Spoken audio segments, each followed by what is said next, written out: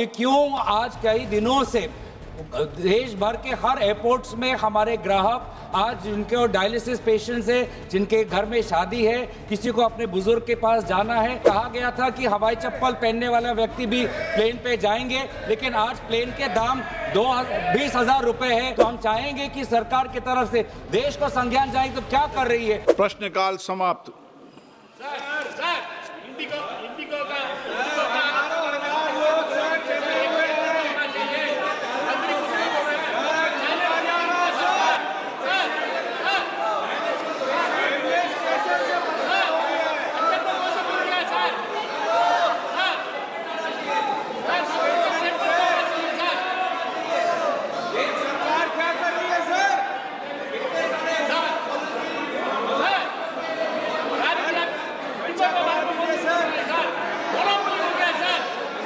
एक मिनट बरी, एक सेकंड, एक व्यक्ति बोल ले, कोई बोल ले, आप बैठ जाएं। नो अध्यक्ष महोदय, आपके द्वारा हम सरकार से दरखास्त करेंगे कि मिनिस्ट्री ऑफ सिविल एविएशन ये बताए देश को सदन के माध्यम के द्वारा कि क्यों आज कई दिनों से देश भर के हर एयरपोर्ट्स में हमारे ग्राहक आज जिनके डायलिसिस पेशेंट्स है, जिनके घर में शादी है, किसी को अपने बुजुर्ग के पास जाना है, इतना तबाही आज एयरपोर्ट्स में हो रहे हैं, लोगों के पैसे जा रहे हैं। हमें कहा गया था कि हवाई चप्पल पहनने वाला व्यक्ति भी प्लेन पे जाएंगे, लेकिन आज प्लेन के दाम 20,000 रुपए है, कॉफी का दाम 250 रुपए है और प्लेन भी सारा डिले हो रहा है। तो हम चाहेंगे कि सरकार की तरफ से देश को संज्ञान जाए तो क्या कर रही है ये सरकार। एक ऐसा नहीं है, एक ने बोली एक बात, एक ही बात है। माननीय सदस्य ने विषय उठाया है। मैं माननीय मंत्री जी आज राज्यसभा में हैं। माननीय मंत्री जी, आप चाहेंगे तो आज, नहीं तो कल आपको विस्तृत स्टेटमेंट इस विषय पर बता देंगे। गौरव गोगोई जी, माननीय मंत्री माननीय सदस्य।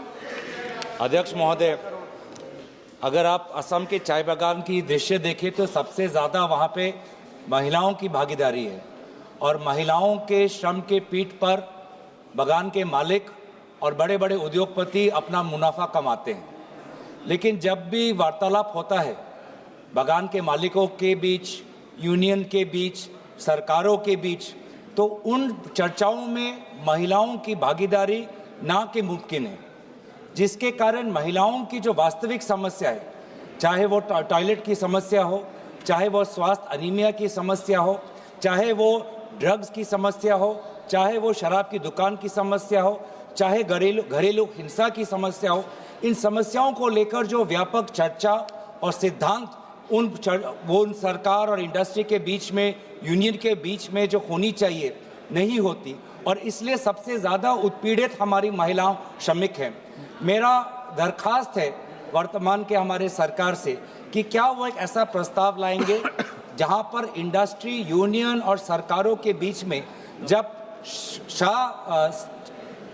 चाय के उद्योग के साथ जब वार्तालाप हो तो उसमें महिलाओं की प्रतिनिधि उस पर सुनिश्चित हो, महिलाओं की प्रतिनिधियों की संख्या होनी चाहिए ऐसे इंडस्ट्री, गवर्नमेंट और यूनियन के वार्तालाप। अध्यक्ष महोदय, माननीय तरुण जी ने चाय बागान में महिलाओं की संख्या और उसकी वेलफेयर और उसकी सुविधा के बारे में चिंता करी है। माननीय अध्यक्ष महोदय, मैं माननीय सदस्यों को बताना चाहूँगा कि कोई भी क्षेत्र हो जहाँ महिलाएं काम करती हो, ये प्लांटेशन क्षेत्र हो या तो कोई भी व्यवसायिक क्षेत्र हो, वहाँ उसको समान वेतन मिले, उसकी हेल्थ की चिंता करी जाए, उसका रहने, उसके बच्चे के लिए ट्रेज की व्यवस्था हो और उसको मैटरनिटी की फैसिलिटी मिले और हाइजेनिक सिचुएशंस में काम कर पाए। ये बहुत आवश्यक होता है। लेकिन तरुण जी, लास्ट वीक में ही आप भारत सरकार ने ये 4 हेतुओं को सिद्ध करने के लिए 4 लेबर कोड को लागू करा है। उसके खिलाफ आप भी प्रोटेस्ट कर रहे थे। जब आप प्रोटेस्ट कर रहे थे तब आपके मन में जो सचमुच में ये चिंता होती कि हमारी प्लांटेशन महिलाओं हमने व्यवस्था सुनिश्चित करी है कि प्लांटेशन में काम करने वाली महिला उसको अच्छा ड्रिंकिंग वाटर मिले, किचन की फैसिलिटी मिले।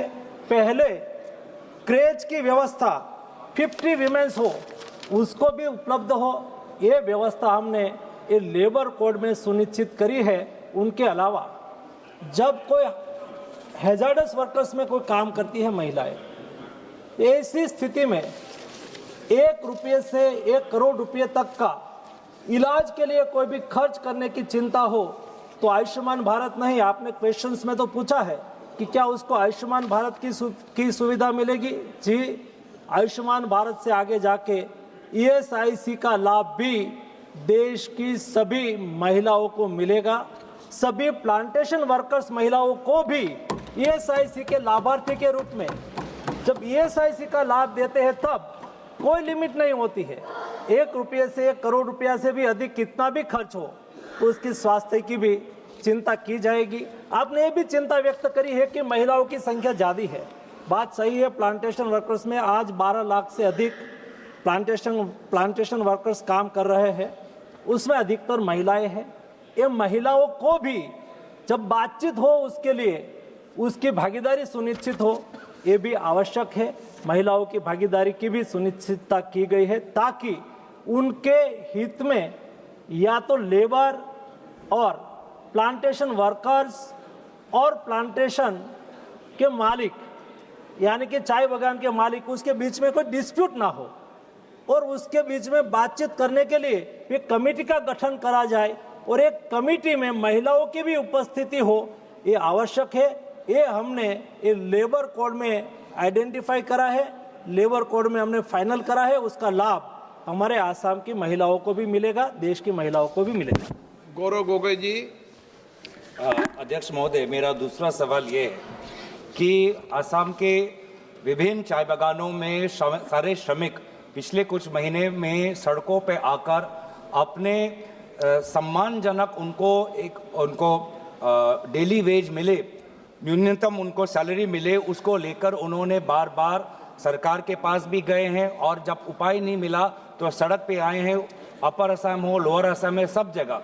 तो उनकी मांग ये है कि उनको कहा गया था कि सरकार अगर असम में आएगी तो 351 रुपीज़ उनको डेली मजदूरी उनको मिलेगा, जबकि वास्तविक में आज ब्रह्मपुत्र वैली में 250 रुपये मिल रहा है और बराक वैली में सिर्फ 228 रुपये मिल रहा है। मतलब असम में ब्रह्मपुत्र बराक में भी समान वेतन उनको नहीं मिल रहा।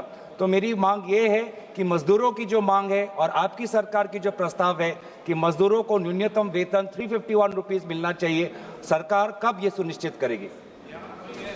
तरुण भाई, विषय यही है कि जब लेबर कोड में यही प्रावधान है, आज तक हर स्टेट अपने अपने मिनिमम वेज तय करते थे और सिनर्जी नहीं थी। हमने 4 लेबर कोड में सुनिश्चित करा है, उसमें सभी को फ्लोर वेज तय करना है। फ्लोर वेज से कोई नीचे नहीं जा सकता, फ्लोर वेज से ऊपर कोई भी स्टेट अपना वेज तय कर सकता है।